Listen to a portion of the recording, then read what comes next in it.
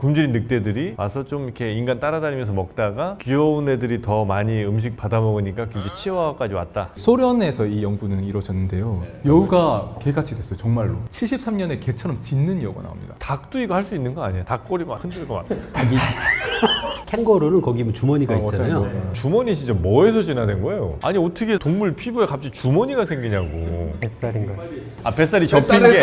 조금요. 흥미로운 과학 이야기 더욱더 재밌게 전해드리는 과학을 보다 정영진입니다. 안녕하세요. 저는 은하의 충돌과 진화를 연구하는 우주먼지 지용배입니다. 안녕하세요. 통계물리학자 김범준입니다. 성균관대 물리학과에 있습니다. 안녕하세요. 성균관대 생명과학과 막내 교수이자 진화를 연구하고 가르치는 이대한이라고 합니다. 아 막내 교수세요? 네, 막내입니다. 아 거기 교수님들 가운데 가장 어려요. 가장 어리고 연차도 가장 낮습니다. 그렇다는 거는 이제 그만큼 다른 분에 비해서 일찍 교수님이 되셨다 이렇게 생각해야 되겠습니까? 꽤 빨리 되신 거죠? 네. 적당히 아 그렇습니까? 그럼요. 부러우시겠다 다른 분들. 부럽습니다. 아 교수님 하실 거예요 나중에? 시켜줄 줄 모르겠네요. 도전을 하실 거예요? 네, 해보고 싶습니다. 아 교수님 되면 뭐가 제일 좋습니까? 학문의 자유를 누릴 수 있다는 게 하고 싶은 공부하면서 월급 받는 게 특권이라고 생각합니다. 그 전까지는 하고 싶어도 잘 못하는군요 내가 하고 돈을 싶은 훨씬 적게 받았죠. 그리고 그전에는 그룹에 리더가 있으니까 자기가 하고 싶은 걸 막 자유롭게 하긴 좀 어려울 수 있죠. 아, 그분 따라 뭘 해야 되니까 그럼 이제 보고 싶은 영화도 마음껏 보시고 영화를 볼 시간이 조금 별로 없어요? 별로 연구하셔야 없어요. 되니까 네, 연구하고 수업도 해야 되고. 네네네 그래도 과학 관련된 영화 같은 거 나오면 꼭 보시는 편이죠? 저는 오히려 약간 기피하는 편입니다. 일의 연장선상 같은 느낌이 있어서 네. 영화 볼 때라도 좀 쉬어야 되는데 집에 가서 뭐 이렇게 유튜브 볼 때 과학을 보다는 보겠지만 최대한 과학과 거리 먼 걸 저는 보시고 역사 이런 거 엄청 좋아하고요. 아, 그래요? 네. 문학책 읽는 거 더 좋아하고. 아, 어떤 걸 보시든 제 손아귀를 벗어나기 쉽지 않습니다. 다 하고 있거든요, 제가.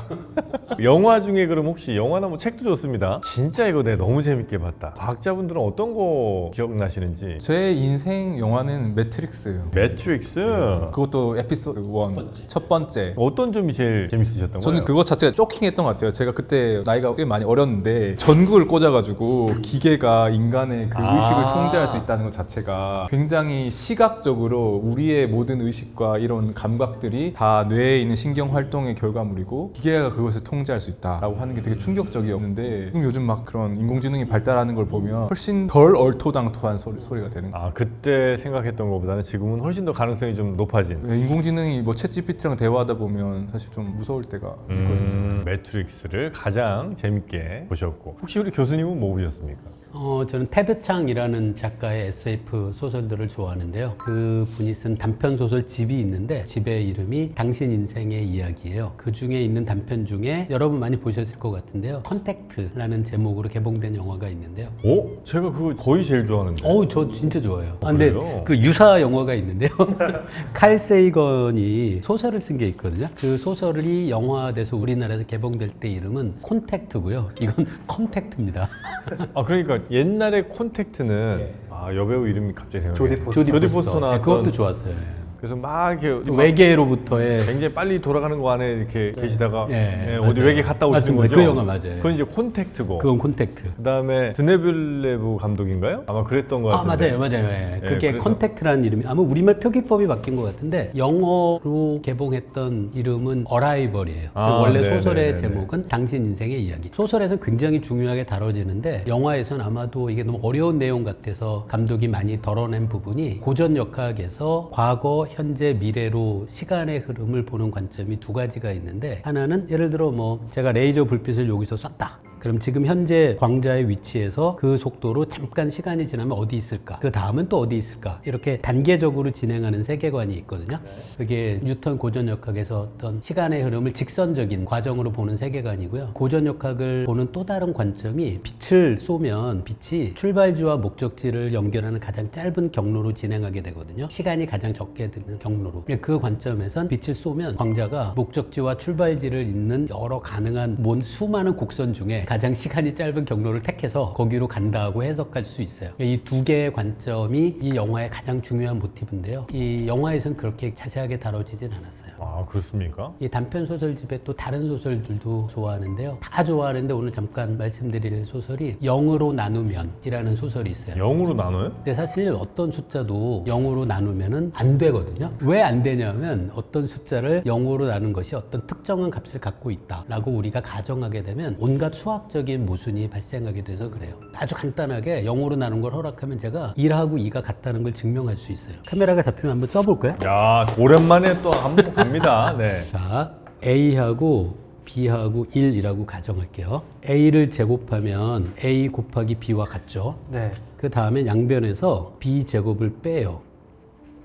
그러면 요걸 인수분해를 하면 그럼 A 빼기 B가 양변 쪽에 있으니까 없애고요. 그러면 A 더하기 B가 B잖아요. 근데 A하고 B가 1이었잖아요. 그래서 2하고 1이에요. 자, 우리 정영진님 어디서 제가 사기를 친 걸까요? 아, 이 사기친 A는 부분이 B는 여기서 여기 아무 문제 없고요. 여기서 여기도 아무 문제 없거든요. 네. 근데 여기서 여기로 갈 때 이렇게 적었지만 양변에 이걸 없앤다는 이야기는 양변을 0으로 나눈 거예요. 아, A 빼기 B가 0이니까. 예, 이걸 싹 지울 수 있다라는 거 가정이 양변을 요거로 나눈 거거든요. 그래서 0으로 나눈 거예요, 제가. 그래서 이처럼 0으로 나누는 걸 수학에서 허락하게 되면 1하고 2가 같아요. 이게 사실 말이 안 되잖아요. 네네네. 근데 0으로 나누면 이라는 이 소설의 재미있는 모티브가 어떤 수학자가 0으로 나눠도 된다는 걸 수학의 논리적인 과정으로 증명해요. 된다는 걸. 그럼 1하고 2가 같고 1하고 3도 같고 모든 숫자가 다른 모든 숫자와 같게 돼요. 그럼 우리 앞에 지금 물컵이 2개가 있는데 이게 2개가 있다고 할 수 있느냐라는 질문까지 하게 되는 거죠. 그러니까 그것 때문에 막 고민하는 얘기가 나오는데 제가 이 소설가를 좋아하는 게 그거예요. 과학, 수학 분야에서 우리가 알고 있는 지식이 만약 사실이 아니라면 이 소설의 모티브예요. 그래서 0으로 나누는 것이 가능해진 세상에서 갈등하고 고민하는 수학자 얘기가 그려진 그 소설이 0으로 나누면이라는 제목입니다. 이걸 갖고 소설을 쓴다는 게 제가 교수님께 수학을 배웠으면 수학을 포기를 안 했을 것 같은데요. 아, 이 매트릭스 너무 좀 약해지는데요. 하나 더 할까요? 던져라 보세요. 뭐예요? 생물학자로서의 정체성을 가지고 제일 좋아하는 영화는 가타카라고 하는 영화인데. 가타카 에다노크가 네, 맞아요. 맞나요? 에다노크 주드로 나오고. 네. 네. 근데 그 가타카 제목의 혹시 뜻을 아세요? 가타카? 모르겠어요. 가타카가 DNA 연기 4가지로 아, 만들어서 GATC. GATC. 네. 아, 네.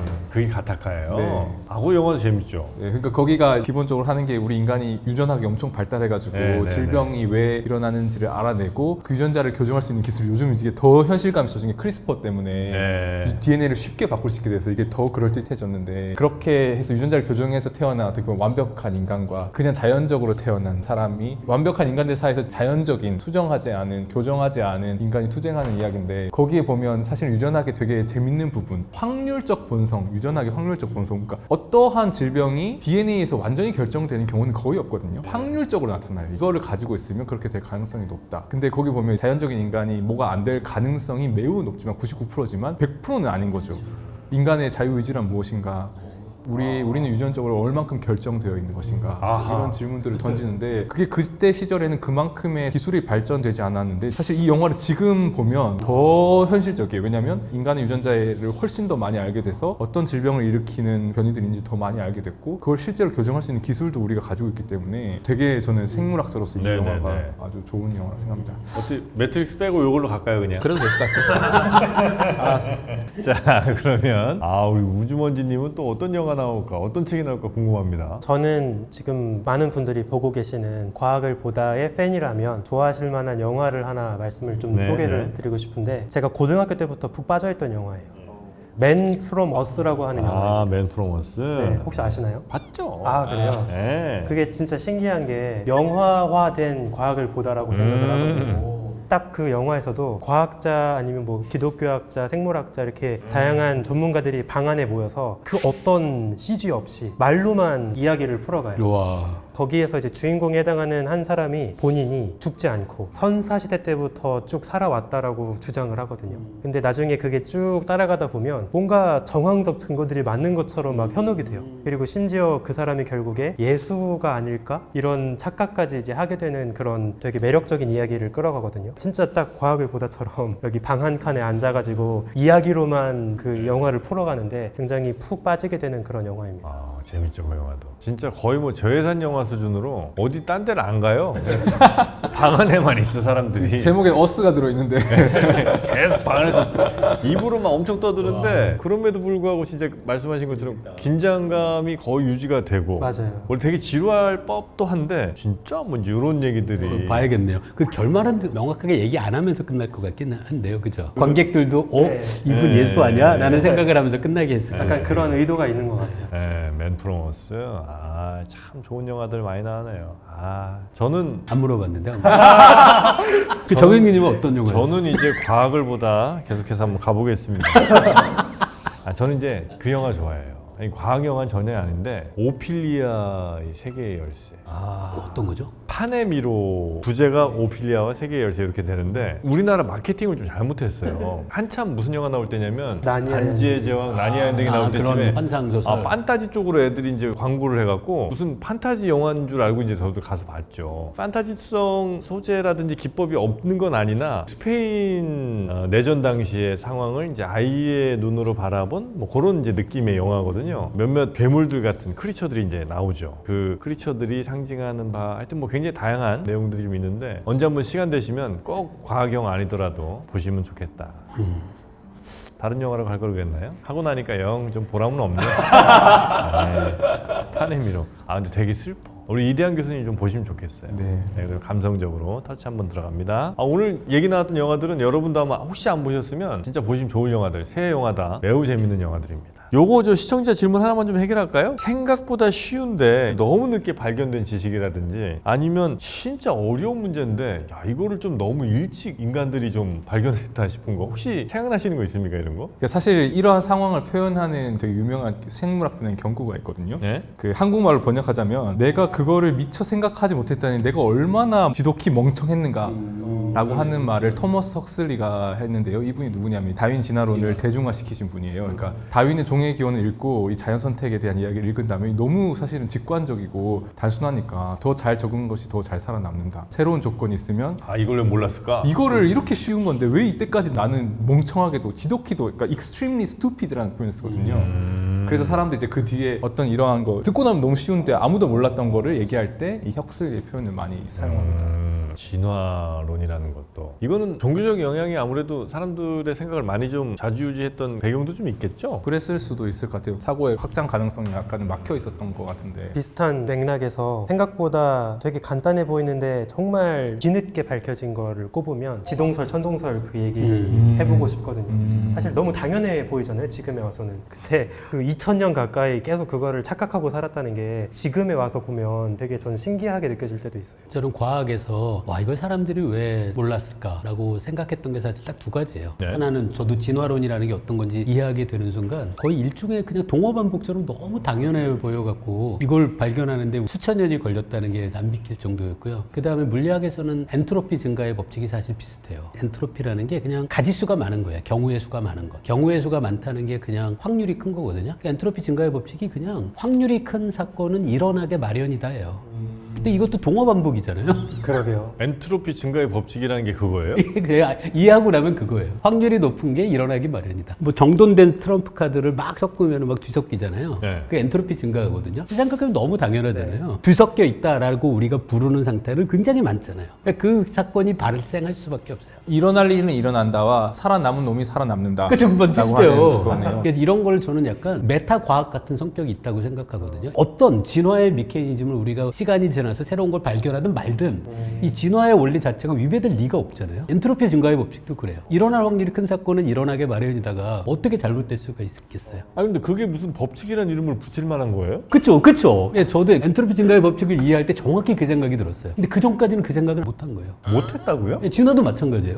아니 그러니까 확률이 높아지는데 그 일이 일어난다는 걸 사람들이 몰랐다고요? 그런데 그걸 연력학의 관점에서 체계적으로 발전시킨 거죠. 학문적으로. 근데 가장 기본적인 아이디어는 그거예요. 근데 되게 신기하게도 그 양쪽 사실 물리와 진화 양쪽 분야에서 이거를 또 체계적으로 발전시킨 분이 같은 분이에요. 피셔. 피셔가 그렇죠. 진짜요? 피셔가 사실 거의 진화 생물학의 그러니까 다윈이 끝판대장이라고 하면 피셔도 거의 그 꽤 헤비급 보스에 해당하시거든요. 그분이 그 두 가지를 동시에 하신 분이에요? 물질 입자를 보느냐 아니면 생물로 보느냐 시간에 따른 변화 같은 사실 수학적으로 봤을 때는 거의 비슷한 성격들이 많거든요. 그래서 교수님 전공과 제 전공이 네, 상당히 굉장히 겹쳐요. 네. 그래요? 제 통계 물리학하는 사람 중에도 진화에 대한 연구하는 사람들 꽤 많아요. 그 수학적인 방법. 통계 물리학이랑 진화. 저도 연구한 거 있었는데 진화를요?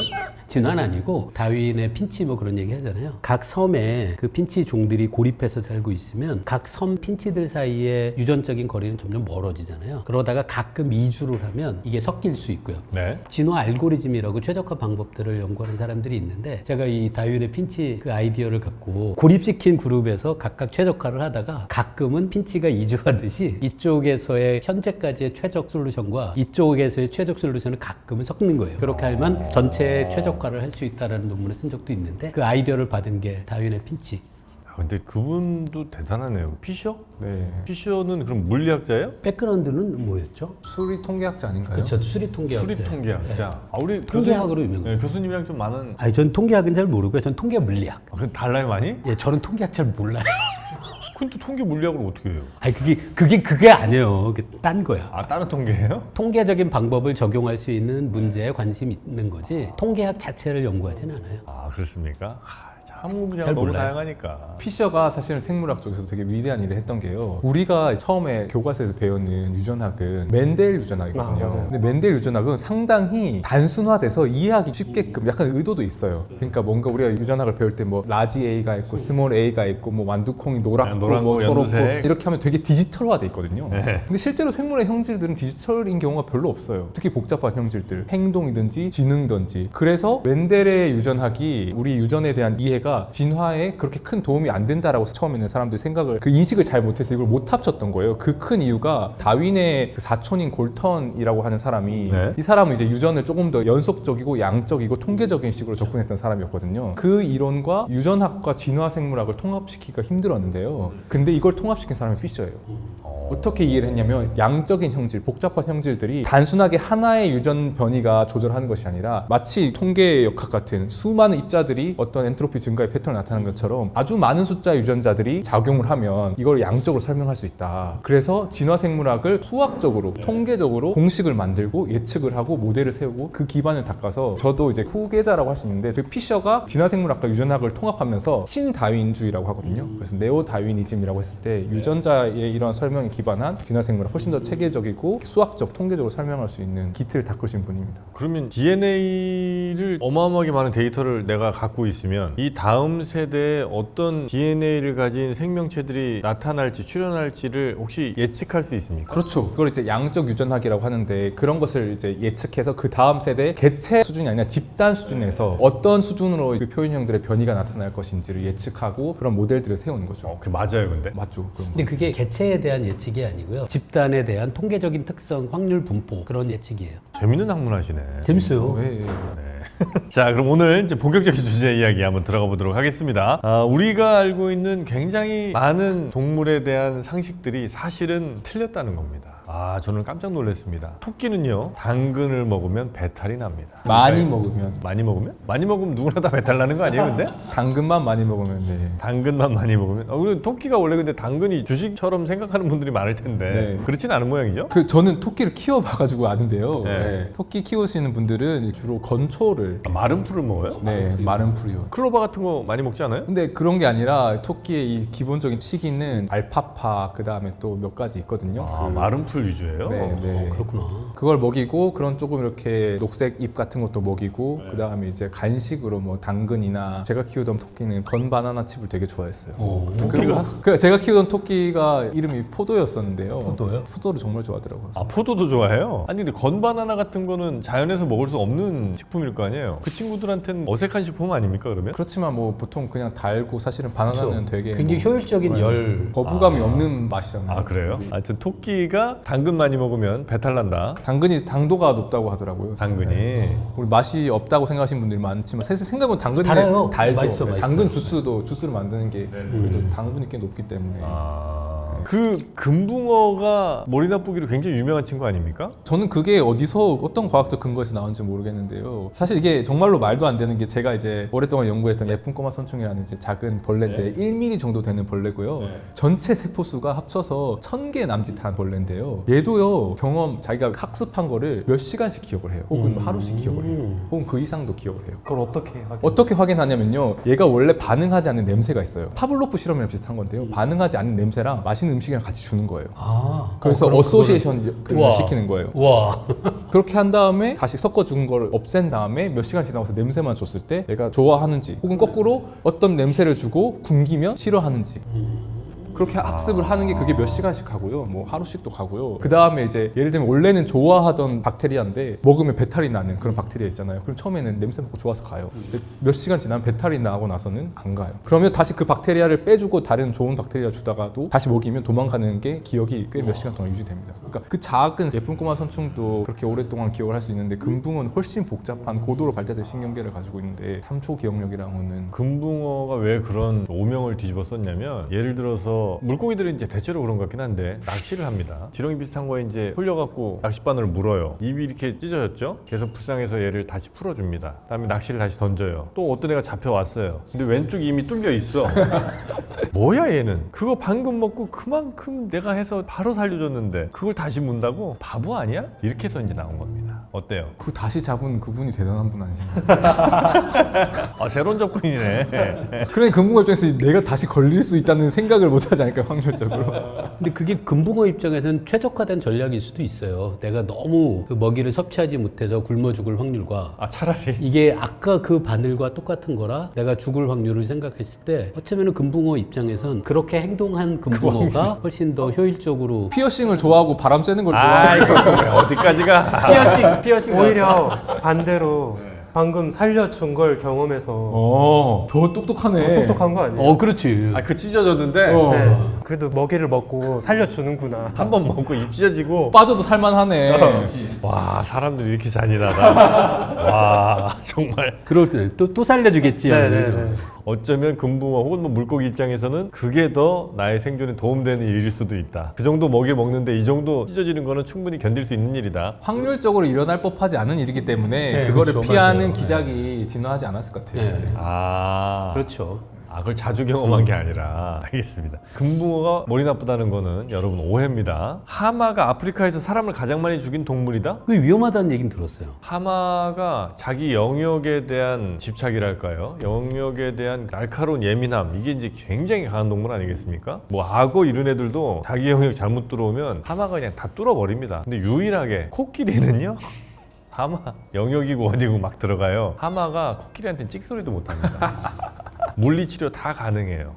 이 동물의 왕국에서는 아무리 뭐 하마고 성질 더럽고 어째도 코끼리 지나가면 그냥 조용히 딴 데 이렇게 먼 산 보고 있더라고. 깜짝 놀랐어요. 하마가 그렇게 막 악어 쪼막까지만 해도 악어 막 자기 들어왔다고 꼬리 자르고 막 배에다가 막 자기 이빨 꽂고 이랬던 친구가 코끼리 이렇게 딱 지나가니까 코끼리가 그렇게 큰데 못 볼 수가 없잖아요. 못 본 것처럼 먼 산 이렇게 보고 있어. 하마가 고개를 돌릴 수 있으면 옆으로 물 수 있을 텐데 안 그런 것 같은데요. 그러니까 입을 벌리는 각도가 네. 수직 방향이 가능하다면 코끼리도 공격할 수도 있을 것 같은데. 아 근데 그게 안 되나? 예, 아니 잘못 공격했다가 그냥 밟히면 코끼리한테 그냥 뭐 바로 죽으니까. 근데 그거 아세요? 하마가 고래에 아주 가까운 친척이에요. 하마랑 고래요? 네, 그래요? 왜냐면 고래는 포유류잖아요. 그쵸. 어류가 아니잖아요. 하마도 그러니까. 그러니까 포유류면 언젠간 진화했을 텐데 그러면 이제 그때 가장 가까운 우리도 뭐 가까운 친척하면 침팬지, 오랑우탄 있는 것처럼. 그러니까 하마랑 코끼리와의 거리보다 하마랑 고래의 거리가 더 가까워요? 네. 오. 왜요? 하마가 고래가 된 것은 아니고요. 하마와 고래의 공동 조상이 갈라진 지가 생각보다 얼마 안 됐어요. 1000만 년 단위예요. 억 년까지 안 올라갑니다. 네. 하마랑 고래가? 네. 하마가 피부가 약간 고래과인가? 그래서 제가 학생들한테 시험 낼 때 동물들을 그 유형 관계에 따라서 묶으라고 하면 학생들이 잘 못 묶어요. 그런 네. 그렇겠네요. 아 그런 거 몇 개만 알려주시면 안 됩니까? 우리가 흔히 오해할 수 있는 그 계통이 되게 멀어 보이는데 실제로 가까운 친구들 혹은 뭐 가까워 보이는데 알고 보니 되게 먼 애들? 저 그거 알아요. 대게하고 뭐죠? 킹크랩? 킹크랩이 다르다 그러더라고요. 네, 킹크랩은 개가 아니죠. 그거 아 그렇다 진짜요? 킹크랩이 개가 아니라는 게 무슨 소리예요? 개라고 부르는 분류군 있잖아요. 그 분류군에 속하지 않아요. 비슷해 보인도 수렴지가 한 완전히 다르다고. 거예요. 킹크랩이? 네. 초락에 가까울 거예요. 킹크랩은. 그 얘기 들었어요. 많이 다르다고. 다리 개수도 다르다고 하죠? 네, 네. 보면 킹크랩은 이렇게 8개 있을 거예요. 네. 아, 대게는 10개인가요? 10개. 아 그래요? 킹크랩과 대게가 뭔 친구예요? 킹크랩은 크랩이 아닙니다. 킹은 맞는데. 그러네. 네. 킹크랩은 크랩이 아니다. 그러니까 그쪽 분류군, 갑각류 분류군에서 개처럼 되는 진화가 여러 번 독립적으로 일어났습니다. 아 그래 킹크랩은 조금 더 뭐랄까 에일리언 쪽에 가까운 거 같아요. 걔네 진짜 그 얼굴 보면 보신 적 있죠? 걔네 가만 보면 우리 지구상에나 어울리지 않는 얼굴에 다시 뭐 하나 그렇게 튀어나오는 느낌이에요. 여튼 굉장히 먼 친구군요. 그러니까 이게 가재나 새우 같은 원래 네. 원시 갑각류들은 그쪽에 더 가까웠을 거라 생각하는데 개 같아진 거거든요. 여러 동물들이. 근데 개 같음의 이제 핵심적인 특징 중 하나가 일단 몸통이 짧아지고 납작해져가지고 사실은 바위 같은 데도 잘 숨을 수 있게 되고 그렇게 돼서 또 우리가 개딱지 할 때 이렇게 그러니까 월 꼬리가 한번 접혀서 배에 붙은 거예요. 네. 그래요 그게? 네, 구조적으로. 그래서 발생할 때도 보면 약간 꼬리가 있는데 이게 이렇게 붙어요. 오. 그래서 그 배 부분에 이렇게 삼각형처럼 네, 이렇게 그렇죠, 맞습니다. 꼬리가 말려 들어가는. 그게 꼬리구나. 오, 재밌다. 근데 그러한 변화가 사실은 여러 번 진짜 개란 분류군에 속하는 개도 있지만 코코넛 크랩 이런 것도 사실은 다 개가 아니에요. 근데 수렴 진화가 그때 때좀 되지 않았을까. 근데 그 살성이라고 그러나? 이런 건 왜 비슷한 거예요 도대체? 얘들이 개성이 좀 다른데도 다 맛있는데? 맛이 있잖아요. 그러게요. 항상 저도 그래서 그 먹으면서 이 친구들 어떻게 이렇게 맛있게 진화했지 하는 이렇게 맛있으려고 진화하진 않았을 텐데. 그것도 궁금하네. 자 그리고 팬더는 대나무 죽순 이런 거 먹잖아요. 왜 육식은 안 합니까? 보통 그 곰 종류들은 다 육식, 잡식 뭐 이렇게 하잖아요. 팬더도 육식을 할 때도 있다고 하더라고요. 완전히 100% 초식은 아니라고 합니다. 그래요? 잡식성인데 비율이 초식이 압도적으로 높은 거지. 고기도 좀 먹긴 먹어요. 네, 뭐 이렇게 작은 동물들, 아니면 뭐 잔칫날인가? 설치류들 뭐 이런 것들 먹는 게, 그러니까 약간은 밤에 몰래 치킨 먹다가 걸린 사람처럼 이렇게 팬더가 이렇게 육식하다가 걸린 사진 같은 것들 이렇게 돌아다니고. 그래요? 네. 밤에 몰래 이렇게 쥐도 잡아먹고 뭐 이러는군요. 근데 거의 하루 종일 이제 대나무만 먹는 그런 걸로 알려져 있는데 이게 점진적으로 어느 정도 진화를 했을 것 같아요. 왜냐하면 대나무는 널려 있고 특히 팬더가 서식하는 지역에서 아마도 제가 추정하기로는 처음에는 이제 먹이가 너무 부족해서 먹을 게 없으면 우리 지금 풀뿌리라도 뜯어먹은 것처럼 곰들도 막 보릿고개 왔을 때 특히 죽순은 단백질 함량도 높고 영양적으로도 그래요? 좋으니까 이거를 먹어서 구휼하다가 먹다 보니까 괜찮네 하는 그런 이제 자연 선택이 이렇게 계속해서 그쪽으로 전문화가 돼버리면 먹이를 두고 더 이상 경쟁하지 않아도 되잖아요. 다른 곰들과. 그래서 계속해서 조금 더 적응을 하게 된 것이 아닐까. 얘 곰은 맞아요? 곰이죠. 예. 그래요? 왜 우리 어릴 때 잠깐 제 기억에는 얘는 곰이 아니라고 했었어요. 귀여웠어요? 아니 그게 아니고 너구리라고 하지 않아요? 왜 너구리과? 맞아. 그런 얘기 있었어요. 너구리과라고 얘는 곰보다 너구리에 가깝다. 맞아요. 그래갖고 생긴 것 때문에 그랬나? 그런가? 곰은 잡식성, 육식성, 곰으로부터 진화한 것은. 곰은 확실합니까? 네네네.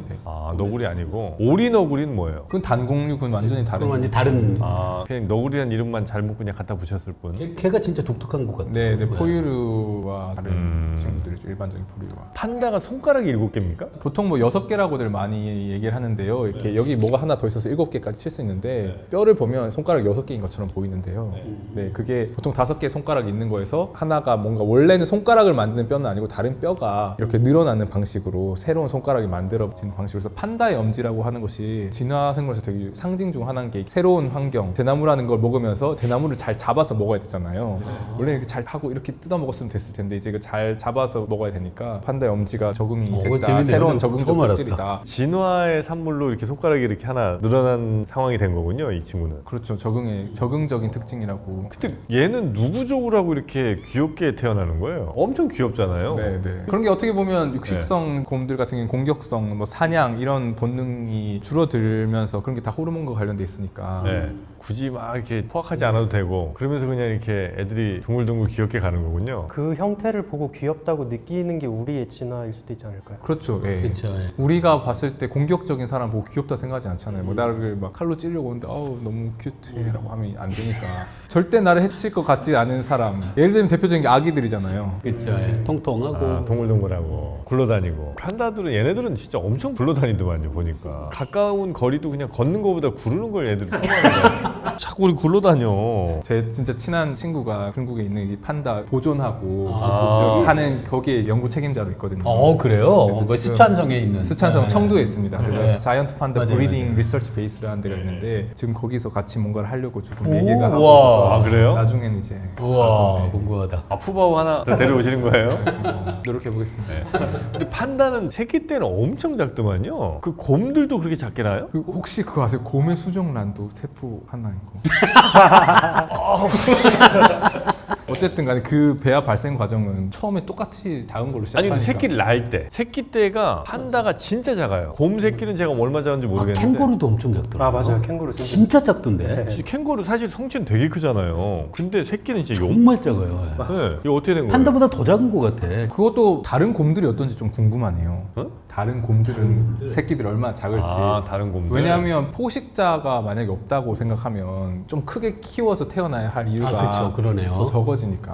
아, 그 환경에 따라 다르겠구나. 캥거루는 거기 뭐 주머니가 있잖아요. 어차피 그것 때문에 작아도 될 것 같긴 해. 거기서 보호받으면서 오래 있잖아요. 아니 주머니 진짜 뭐에서 진화된 거예요? 아니 어떻게 주머니가 있을 수가 있는지 말이 안 되잖아 이거는. 아니 어떻게 동물 피부에 갑자기 주머니가 생기냐고. 뱃살인 이거 거. 빨리 해결하세요 이거 뭐예요? 그렇게 뱃살 뱃살.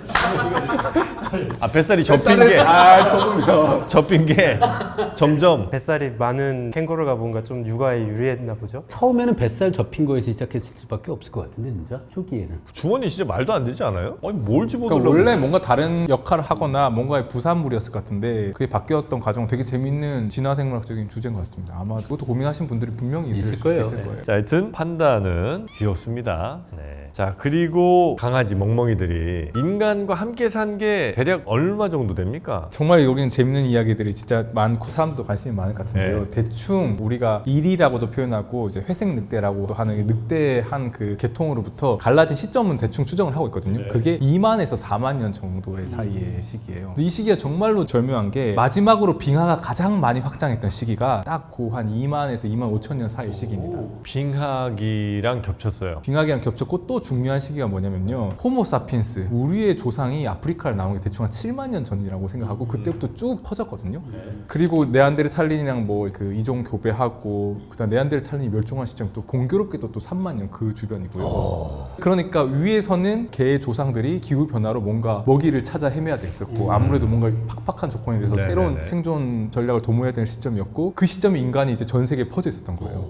호모사피엔스가. 그러면서 이제 먹이를 찾아서 온 개의 조상 늑대들이 인간이 버린 이 음식물 쓰레기 같은 것을 먹으면서 점점 가축화가 됐을 거라고 이제 추정을 하고 있습니다. 그래서 우연으로 보기에는 시기가 겹치네요 정말. 그런데 그게 네안데르탈인의 멸종하고 겹친다는 이야기는 개와 인간의 일종의 협동 그런 것이 네안데르탈인의 생존의 위험 요소로 작용했을 가능성도 있겠네요. 그렇게 얘기하는 사람들도 있는 것 같아요. 예, 그것도 재밌다. 그러니까 호모사피엔스가 개를 길들이면서 사실은 네안데르탈인들과 혹은 아직 모르는 이제 화석 인류들과의 경쟁에서 우위를 점했을 거라고 얘기하시는 분이 있는데 뭐 어느 정도 기여는 했을 수도 있겠죠. 뭐 확인할 수는 없겠지만 네. 그래도 재밌는 시나리오네요. 아, 그러면 이제 회색 늑대 혹은 뭐 이리 뭐 이 친구들로부터 개가 분리돼서 나온 게 한 2만에서 3, 4만 년 전쯤 네, 그쯤은 네. 이제 추정을 하신다 이거죠. 화석 같은 걸 통해서 우리가 찾는 거예요? 아니면 그거는 그냥 DNA 검사에서? 정말 좋은 포인트인데요. 왜냐하면 작년에 네이처에 논문이 나왔어요. 고유전체. 2022년도에 사실 노벨 생리학상 맞아요, 받은 맞아요. 게 인간에 대한 고유전체학이지만 사실 고유전체학 기술은 동물에도 쓸 수가 있거든요. 그러니까 몇만 년 된 거의 10만 년까지 거슬러 올라갈 수 있는 늑대들의 고유전체 뼈 같은 데서 DNA를 뽑아서 분석을 해본 거예요. 누가 지금의 개와 제일 가까운가? 와. 개의 조상이 언제 어디에서 진화했을까? 그래서 이제 유라시아 서쪽과 동쪽 그리고 북미 이런 데 다 늑대들이 퍼져 있으니까 그런 데 이제 조사를 해봤더니 동쪽에 있는 유라시아에서 개의 계통이 분기됐을 거라고 그런 결과들이 나왔어요. 동쪽 유라시아. 우리나라 쪽이라는 얘기인가? 그런데 주로 샘플들이 이제 나온 데들이 더 북쪽이에요. 약간 아. 진짜 시베리아나 이쪽인데요. 근데 흥미롭게도 동아시아 우리 이 부근에서 개가 진화했을 것이라고 또 지지하는 증거들도 있어요. 이게 완전히 확실하진 않은데 왜냐하면 현생 늑대들 지금 존재하는 늑대들하고 개하고 비교했을 때 개랑 제일 가까운 늑대들이 누구냐면 중국, 몽골 뭐 요 동네에서 혹은 일본에서 발견된 늑대도 굉장히 가깝다고 나오고요. 아, 그래요? 확실한 거는 요 어딘가에서 인간과 개가 처음에 서로 교류하고 서로가 서로를 길들이기 시작하지 않았을까. 지금은 늑대랑 개랑 사랑에 빠져도 아이는 안 나오죠? 되지 않나요? 돼요? 되지 않나요? 좀 모르겠어요. 늑대랑 개랑 왜냐하면 개가 종명이 아종으로 돼 있어요. 늑대의 아종. 네, 그러니까 캐니스 루푸스 머시기 제가 정확하게 지금 기억이 안 나는데 아 그럼 사랑 가능? 네, 뭐 여튼 이제 인간과 개가 친해진 거는 아마도 이제 인간의 먹은 뭐 이런 거 좀 버리거나 뭐 이랬을 때 개들 중에 이제 굶주린 늑대들이 와서 좀 이렇게 인간 따라다니면서 먹다가 점차 귀여운 애들이 더 많이 음식 받아 먹으니까 귀엽게 가다가 이제 치와와까지 왔다.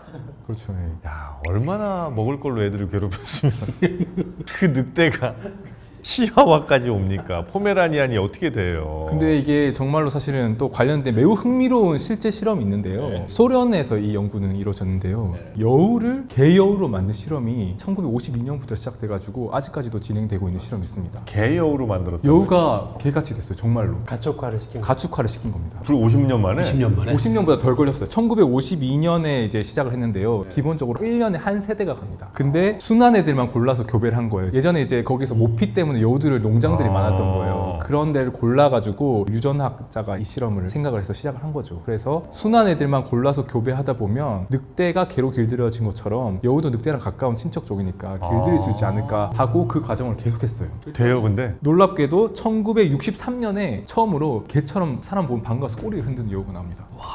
꼬리를 흔들어요? 네. 그 친구가 이제 거의 개처럼. 불과 11년 만에 11세대 만에 그런 빠르다. 그런 특징이 관찰됐고요. 73년에 개처럼 짖는 여우가 나옵니다. 우와.